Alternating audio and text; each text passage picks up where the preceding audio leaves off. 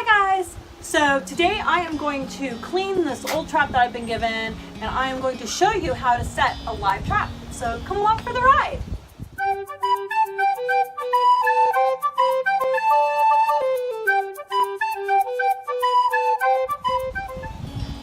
So I was given this old live trap to try and catch feral cats with, and it needs a little bit of a cleaning. So I'm going to use these wipes because they're antibacterial and there shouldn't be really a residue, especially once it sits out and dries for a little bit.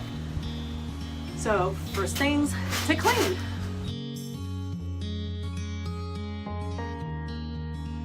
I really like these wipes because they will sanitize this and disinfect it because, you know, animals have germs. We don't want to spread germs.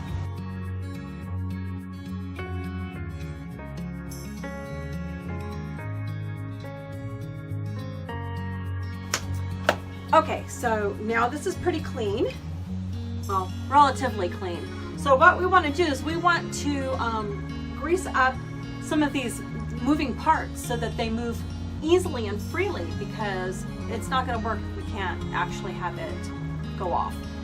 So I'm going to use coconut oil. Now you can use WD-40, but I don't really like the smell that it leaves, and that might be kind of, you know, offensive to the cats that you're trying to catch. They might not go near the trap if it smells of WD-40.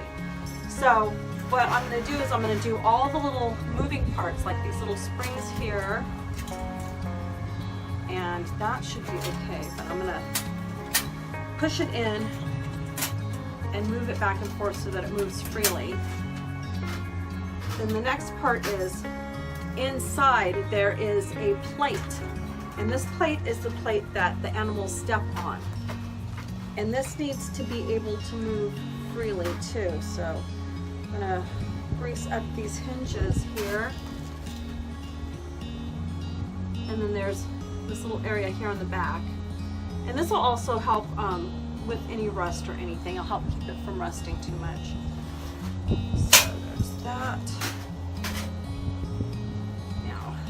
This part,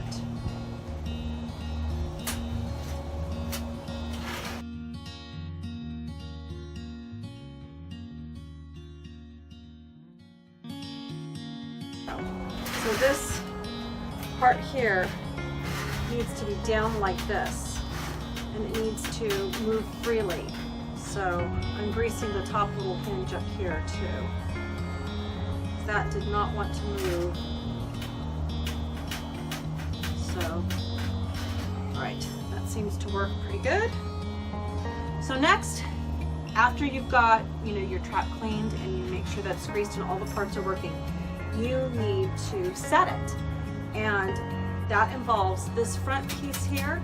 This pushes down. Then this lifts up, and it can be a little tricky. Now, right on the top of this here, you can see there's a couple holes, and that's because this little hook will go up and will catch on that.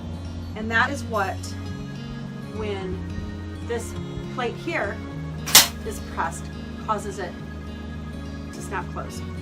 Now, this is sometimes a little hard to press. I mean, it takes a little bit of pressure, and if you have a cat that is very lightweight, or, you know, it's not a big plate, there's a possibility that they could step right over that plate and then not activate it. So what you want to do then is you want to set up a string so that, you know, you could hide somewhere. Like me, I hide in the house because I have no freaking weather stripping on my door. I just take a string, I put the string on that hook. I'm going to go down through the top.